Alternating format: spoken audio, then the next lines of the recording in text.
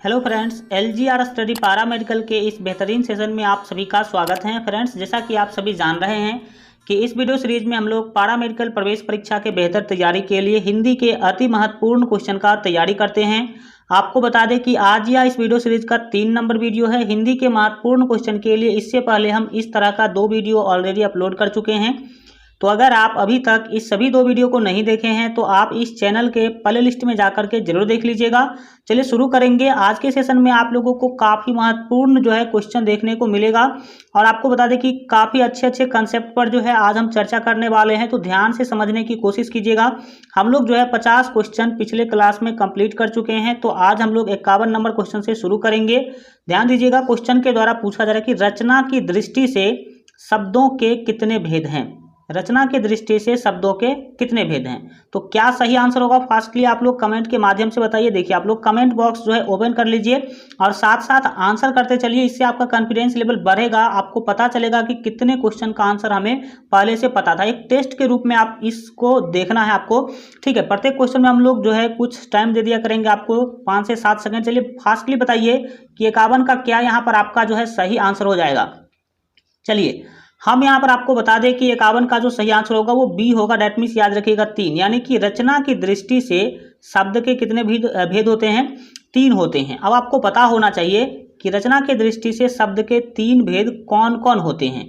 तो आपको हम बता दें कि रचना के दृष्टि से शब्द के 3 भेद होते हैं, रूढ़, यौगिक और योग रूढ़। कौन कौन होते हैं याद कीजिए, रूढ़, यौगिक और योग रूढ़। देखिए शब्द के प्रकार को हम आपको पूरा क्लियर तरीका से समझा देते। देखिए शब्द का जो प्रकार है 3 दृष्टि से हम लोग पढ़ते हैं। कितने दृष्टि से? 3 दृष्टि से। सबसे पहला आप यहाँ पर देख लीजिए, जो 50 नंबर में हम बताए थे, उत्पत्ति की दृष्टि से। किसके दृष्टि से? उत्पत्ति के दृष्टि से। तो उत्पत्ति के दृष्टि से जो शब्द का भेद है वो 4 होते हैं। याद रखिएगा, उत्पत्ति के दृष्टि से शब्द के कितने भेद होते हैं? 4। इसमें कौन आएगा? इसमें आएगा तत्सम, तद्भव, देशज और विदेशज। तो उत्पत्ति के दृष्टि वाला आपका आपको याद हो गया होगा। उत्पत्ति के दृष्टि से शब्द के 4 भेद होते हैं। कौन कौन होते हैं याद कीजिए, तत्सम, तद्भव, देशज और विदेशज। फिर जो हम लोग पढ़ाई करते हैं वो पढ़ाई करते हैं रचना के दृष्टि से। रचना के दृष्टि से शब्द के 3 भेद होते हैं, रूढ़, यौगिक और योग रूढ़, ठीक है। अब हम लोग रूपांतरण के दृष्टि से भी पढ़ते हैं। तो आपको पता होना चाहिए कि रूपांतरण के दृष्टि से शब्द के 2 भेद होते हैं। आगे हम आपको बताएंगे, लेकिन अभी भी चर्चा कर देते हैं। रूपांतरण के दृष्टि से शब्द के कितने भेद होते हैं? 2 भेद। एक होते हैं विकारी शब्द और दूसरा होते हैं अविकारी शब्द। विकारी शब्द के भी 4 प्रकार होते हैं और अविकारी शब्द के भी 4 प्रकार होते हैं। इसका हम आगे चर्चा करने वाले हैं। 2 दृष्टि से तो आपने देख लिया, रचना की दृष्टि से और उत्पत्ति की दृष्टि से। आगे हम चर्चा करेंगे इसके तीसरे दृष्टि पर हम लोग बात करेंगे। चलिए देखिए, अभी आप लोग 52 नंबर महत्वपूर्ण क्वेश्चन पूछा जा रहा है कि संज्ञा के कितने भेद हैं। आप सभी जानते हैं, सिंपल सा क्वेश्चन है, हमें सभी स्टूडेंट से आंसर चाहिए इसका। तो फास्टली आप लोग कमेंट कीजिए कि आपका 52 का यहाँ पर क्या सही आंसर हो जाएगा। सिंपल सी बातें हैं। संज्ञा के कितने भेद हैं? 5 भेद है। सिंपल क्वेश्चन है बट पूछा हुआ है, इसीलिए हमने इसको सेलेक्ट किया है। देखिए 53 नंबर क्वेश्चन पूछा जा रहा है कि विकारी और अविकारी शब्दों के कितने भेद हैं। यही हम आपको अभी बता रहे थे। देखिए आपने रचना के दृष्टि से पढ़ा, आपने उत्पत्ति के दृष्टि से पढ़ा शब्द का भेद, और आपको हम बताए हैं अभी के अभी कि रूपांतरण के दृष्टि से शब्द के 2 भेद होते हैं, विकारी शब्द और अविकारी शब्द। तो आपने एक नया कंसेप्ट यहाँ पे सीखा कि रूपांतरण की दृष्टि से शब्द के कितने भेद होते हैं, विकारी शब्द और अविकारी शब्द। अब आपको पता होना चाहिए कि विकारी शब्द भी 4 प्रकार के होते हैं और अविकारी शब्द भी 4 प्रकार के होते हैं, ठीक है। तो इस विकारी में कौन कौन आएगा? देखिए आप लोग पढ़ते होंगे शब्द भेद, यानी कि जो पार्ट्स ऑफ स्पीच है वो पढ़ते होंगे, संज्ञा, सर्वनाम, इसके बाद आप विशेषण पढ़ते होंगे, क्रिया, क्रिया विशेषण। इसके बाद आप लोग पढ़ते हैं विस्मयादि बोधक पढ़ते हैं इसी के अंदर। इसके बाद आप प्रीपोजिशन, कंजक्शन, ये सब पढ़ाई करते हैं। तो वो टोटल कितने हैं? 8 है। 8 में 4 आता है विकारी शब्द कहलाता है और 4 अविकारी शब्द कहलाता है। अब आप यहाँ पर इसको समझने की कोशिश कीजिए। देखिए विकारी शब्द आप सभी जानते हैं 8 हैं, शब्द के जो भेद हैं वो 8 होते हैं। तो विकारी शब्द में आपको बता दें कि कौन कौन आता है। विकारी शब्द में आता है संज्ञा, सर्वनाम, विशेषण, इसके बाद क्रिया। कौन कौन आता है एक बार और सुनिए। संज्ञा, सर्वनाम, विशेषण और क्रिया, ये चार जो है विकारी शब्द हैं। विकारी शब्द उसको कहते हैं जो लिंग वचन काल के आधार पर अपना रूप बदल सकता है, उसे हम विकारी शब्द कहेंगे। और संज्ञा, सर्वनाम, क्रिया, संज्ञा, सर्वनाम, विशेषण और क्रिया को छोड़ करके जो चार बचते हैं वो चार क्या कहलाते हैं?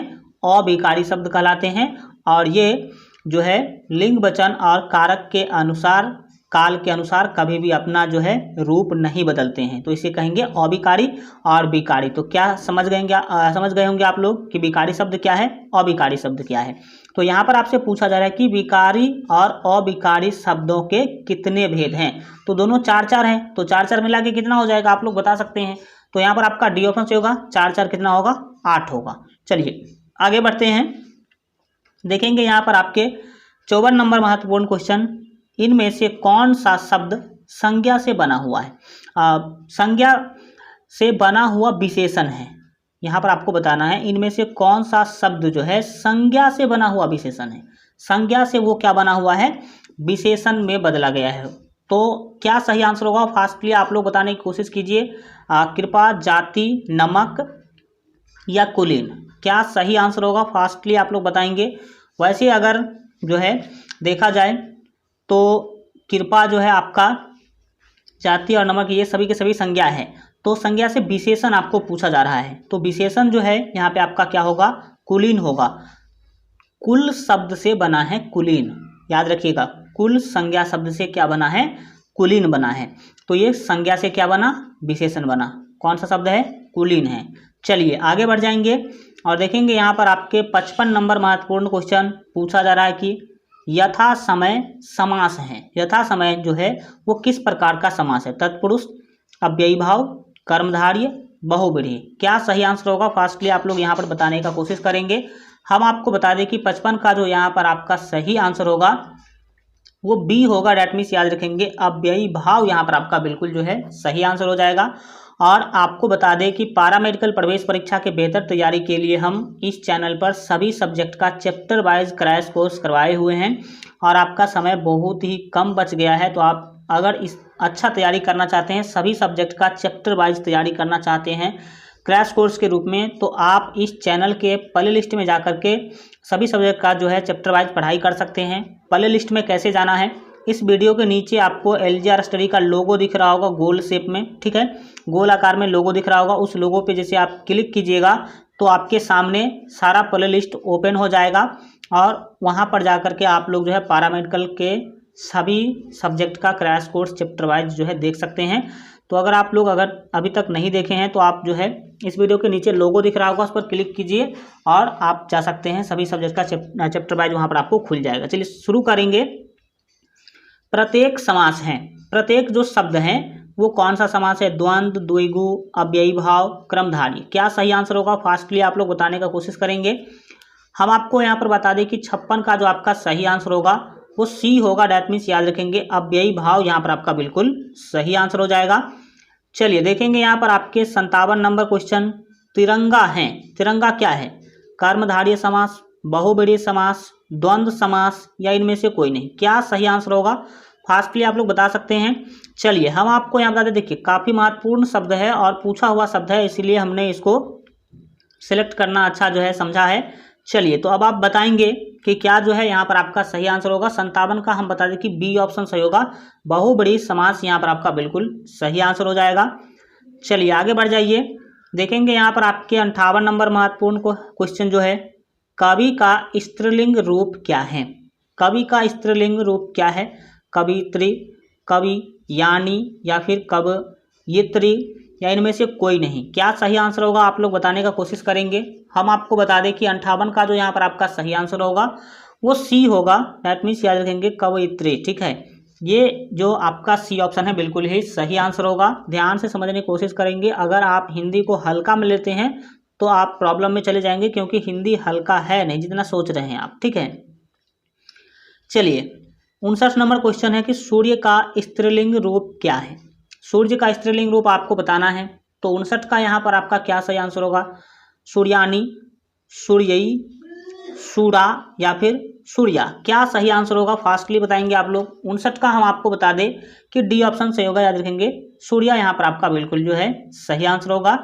चलिए आगे बढ़ जाएंगे, देखेंगे यहाँ पर आपके नेक्स्ट जो है 60 नंबर महत्वपूर्ण क्वेश्चन को। 60 नंबर क्वेश्चन के द्वारा पूछा जाए कि पेड़ से फल गिरा, इस वाक्य में से किस कारक की विभक्ति है। से जो है किस कारक की विभक्ति है। तो आप सभी जानते हैं कारक 8 प्रकार के होते हैं, तो आठों का आपको विभक्ति चिन्ह पता होना चाहिए। तो यहाँ पर जो आपको बताना है वो बताना है इस वाक्य में पेड़ से फल गिरा, इस वाक्य में जो से शब्द है, ये से जो है ये किस कारक का विभक्ति चिन्ह है। फास्टली आप लोग बताने की कोशिश करेंगे, हम आपको समय देते हैं। संबंध कारक, आपादान, संप्रदान या फिर अधिकरण, क्या सही आंसर होगा फास्टली आप लोग बताने का कोशिश करेंगे। हम यहाँ पर आपको बता दें कि 60 का बी ऑप्शन आपका सही होगा, आपादान कारक। देखिए से जो है वो दो कारक का विभक्ति चिन्ह होता है, एक तो आपादान का, और आप सभी को पता होगा कर्ता ने कर्म को करण से, तो एक आपादान कारक का भी विभक्ति चिन्ह से होता है और एक करण कारक का भी विभक्ति चिन्ह जो है से होता है। तो कब आपादान होगा कब करण होगा, तो हम आपको ट्रिक बता देते हैं, आप आराम से इसे याद रख सकते हैं। देखिए आपादान कारक का कब होगा इसको समझिए। देखिए अगर एक चीज दूसरे चीज से अलग हो रहा होगा तो हम बोलेंगे कि आपादान। जैसे पेड़ से फल गिरा, ठीक है, ये होगा। तो पेड़ से फल गिरा तो हुआ क्या, फल जो है पेड़ से अलग हो गया। तो जब कभी भी अलग होने का सेंस अगर दिख रहा हो तो वहां पर आपादान कारक होगा।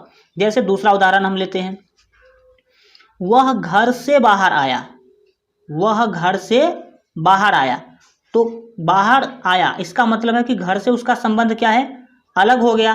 तो अलग वो उस वाक्य में जो से है तो वो क्या होगा, आपादान कारक का होगा। तो आप समझ गए कि आपादान कारक कब होगा। और करण कारक, देखिए करण का भी विभक्ति चिन्ह से होता है। तो ये से कब काम करेंगे, देखिए अगर आप किसी औजार, किसी इंस्ट्रूमेंट या फिर किसी हथियार से काम करेंगे तो उस स्थिति में करण से होगा। कौन सा से होगा, करण से होगा। जैसे समझिए, जैसे हम कहते हैं कि गणेश बस से पटना गया, गणेश बस से पटना गया, तो उस बस क्या है, उसके लिए बस एक साधन है।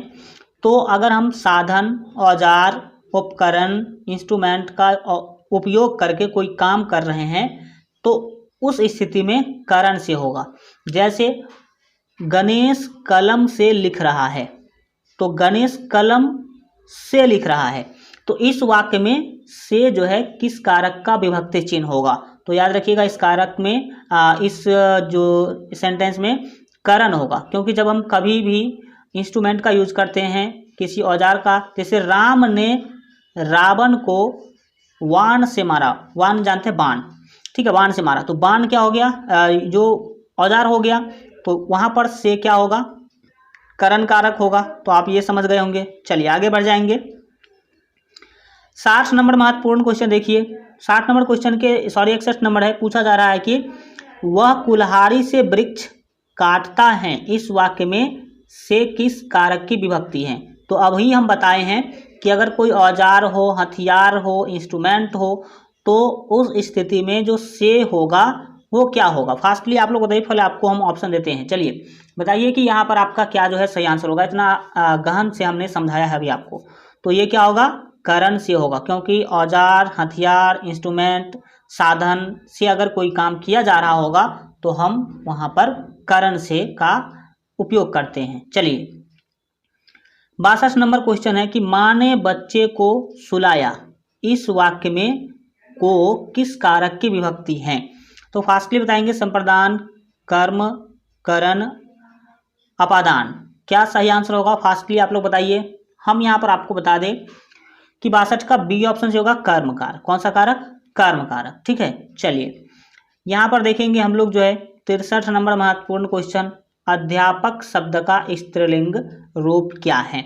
अध्यापक का स्त्रीलिंग रूप क्या है, अध्यापिका, अध्यापकी, ठीक है, या फिर अध्यापका या फिर अध्यापिकी, क्या सही आंसर होगा आप लोग बताने का कोशिश करेंगे।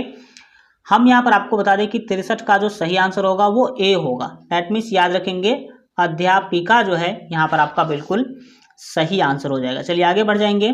देखेंगे यहाँ पर आपके 64 नंबर महत्वपूर्ण क्वेश्चन पूछा जा रहा है कि नायक शब्द का स्त्रीलिंग रूप क्या है। नायक शब्द का स्त्रीलिंग रूप आपको बताना है। नायिका, नायिकी, नायिका, ये दो तो आपका सेम ही आ रहा है, ए और सी। और नायिका, क्या सही आंसर होगा यहाँ पर आप लोग फास्टली बताने का कोशिश करेंगे। चलिए हम यहाँ पर आपको बता दें कि 64 का जो आपका सही आंसर होगा वो सी होगा, नायिका। और अगर 64 सही आ रहा है तो 65 भी सही होगा और आप इसको टाइपिंग मिस्टेक समझ सकते हैं, ठीक है। नायिका यहाँ पर आप समझने की कोशिश करेंगे। चलिए आगे बढ़ेंगे और देखेंगे यहाँ पर आपके 65 नंबर महत्वपूर्ण क्वेश्चन, महास्य शब्द का स्त्रीलिंग रूप क्या है। महास्य शब्द का स्त्रीलिंग रूप आपको बताना है। 65 का यहाँ पर आपका जो है सी ऑप्शन सही होगा, देखेंगे महास्या, ठीक है। महास्या जो है यहाँ पर आपका बिल्कुल सही आंसर होगा। आगे बढ़ते हैं, देखेंगे 66 नंबर महत्वपूर्ण क्वेश्चन, नेता शब्द का स्त्रीलिंग रूप क्या है। नेत्री, नेतिन, या फिर नेत्र, या फिर नेताजी, क्या सही आंसर होगा फास्टली आप लोग बताइए। हम आपको बता दें कि 66 का ए ऑप्शन आपका सही होगा, नेत्री, ठीक है। चलिए आगे बढ़ते हैं और आप लोग जो है बेहतर तैयारी के लिए हमारे वेबसाइट lgrstudy.com पर भी विजिट कर सकते हैं। वहां पर आपको पैरामेडिकल की तैयारी के लिए सभी सब्जेक्ट का क्वेश्चन, महत्वपूर्ण क्वेश्चन जो है मिल जाएगा, तो वहां से भी आप लोग पढ़ाई कर सकते हैं। चलिए बढ़ेंगे यहाँ पर 67 नंबर क्वेश्चन पूछा जा रहा है कि दाता शब्द का स्त्रीलिंग रूप क्या है। दाता का दात्री, दात्र, या फिर छात्री, या फिर द्रात्री, ठीक है, दार्ती, इसको इस तरह से पढ़ सकते हैं। चलिए अब आप बताइए कि 67 का क्या जो है सही आंसर होगा। हम आपको बता दें कि 67 का जो यहाँ पर आपका सही आंसर होगा वो होगा दार्त्री, ठीक है। चलिए आगे बढ़ते हैं और यहाँ पर देखेंगे 68 नंबर महत्वपूर्ण क्वेश्चन, इंद्र शब्द का स्त्रीलिंग रूप क्या है। स्त्रीलिंग जो है आपको बताना है इंद्र का। तो 68 का हम आपको बता दें कि यहाँ पर आपका सी ऑप्शन सही होगा, देखेंगे इंद्राणी, ठीक है। चलिए आगे बढ़ेंगे। 69 नंबर क्वेश्चन देखिए, पूछा जा रहा है कि यों का उच्चारण स्थान क्या है। इसके बाद आपका है दंतालु, दंतालु मतलब दंत और तालु होता है, तालु मूर्धा, क्या सही आंसर होगा फास्टली बताइए आप लोग। हम आपको बता दें कि यहाँ पर आपका सी होगा तालु, क्योंकि यों जब बोलते हैं तो पूरा तालु का ही आपको जरूरत पड़ता है, उसका ही यूज करना पड़ता है। चलिए 70 नंबर महत्वपूर्ण क्वेश्चन देखिए। 70 नंबर क्वेश्चन है कि ऊ ध्वनि का उच्चारण स्थान क्या है। ये हर्षु है, तो ऊ जब आप बोलते हैं तो कहाँ से बोलते हैं, किस शरीर, मुंह के किस अंग का आप यूज करते हैं। 70 का यहाँ पर हम आपको बता दें बी ऑप्शन से होगा, देखेंगे ओष्ठ से। किससे, ओष्ठ से, क्योंकि ऊ जब ऊ हम बोलते हैं तो दोनों ओष्ठ जो है यूज में आता है। 71 नंबर क्वेश्चन है, पूछा जा रहा है कि समुच्चय का सही संधि विच्छेद क्या है। तो 71 का क्या सही आंसर होगा फास्टली आप लोग पहले बताने का कोशिश करेंगे। हम यहाँ पर आपको बता दें कि 71 का जो आपका सही जो है आंसर होगा वो बी होगा, डेट मीन्स याद रखेंगे सम प्लस उत प्लस आय, ठीक है। चलिए आगे बढ़ जाइए। 72 नंबर क्वेश्चन देखिए, पूछा जा रहा है कि सूर्योदय का सही संधि विच्छेद क्या है, ठीक है। तो 72 का हम आपको बता दें कि यहाँ पर आपका सी ऑप्शन सही होगा, सूर्य प्लस उदय, ठीक है। चलिए आगे बढ़ते हैं, देखेंगे यहाँ पर आपके 73 नंबर महत्वपूर्ण क्वेश्चन पूछा जा रहा है कि महेंद्र का संधि विच्छेद क्या है। तो 73 का आपका सी ऑप्शन सही होगा, याद रखेंगे महा प्लस इंद्र। आगे बढ़ते हैं, देखेंगे यहाँ पर आपके 74 नंबर महत्वपूर्ण क्वेश्चन को, क्या आप जा रहे हैं, क्या में कौन सा निपात है, ठीक है। तो 74 का यहाँ पर आपका जो सही आंसर होगा वो बी होगा, याद रखेंगे प्रश्नबोधक निपात। कौन सा, प्रश्नबोधक। चलिए आगे बढ़ जाते हैं, देखेंगे यहाँ पर आपके 75 नंबर महत्वपूर्ण क्वेश्चन को पूछा जा रहा है कि मैं भी यह जानता हूँ, इस वाक्य में भी में कौन सा निपात है, ठीक है।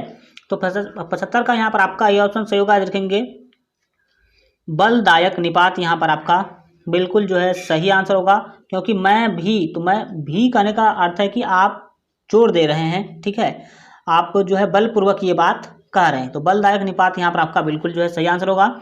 चलिए आज के लिए इतना ही रखते हैं। आज का वीडियो कैसा लगा कमेंट के माध्यम से जरूर बताइए, और पैरामेडिकल प्रवेश परीक्षा के बेहतर तैयारी के लिए अगर आप अभी तक हमारे मोबाइल ऐप को डाउनलोड नहीं किए हैं तो इस वीडियो के डिस्क्रिप्शन बॉक्स में आप लोगों को हमारे मोबाइल ऐप का लिंक मिल जाएगा, तो वहाँ से आप लोग मोबाइल ऐप जरूर डाउनलोड कर लीजिए, या नहीं तो आप लोग प्ले स्टोर पर सर्च कीजिएगा LGR study app. LGR study app search कीजिएगा तो वहाँ पर आपको LGR स्टडी ऐप जो है सबसे ऊपर में आ जाएगा, वहाँ से आप लोग डाउनलोड कर लीजिए, क्योंकि उस पर आपको सभी सब्जेक्ट के महत्वपूर्ण क्वेश्चन का जो PDF है वो मिल जाएगा। चलिए मिलते हैं अगले वीडियो में, तब तक अपना ख्याल रखिए और LGR स्टडी देखते रहिए।